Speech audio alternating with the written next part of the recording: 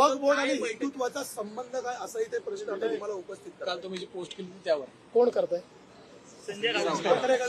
ठाकरे गट आणि संजय राऊत. कोण आहे? तुम्हाला मी 10 वेळा सांगितलंय माझ्या लेवलचे प्रश्न विचारत जा.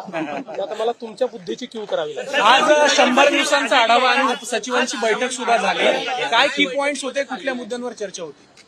100 दिवसाच्या आढाव्याच्या संदर्भात आज 26 विभागाचे सचिव आणि मंत्री आम्ही निमंत्रित केले होते.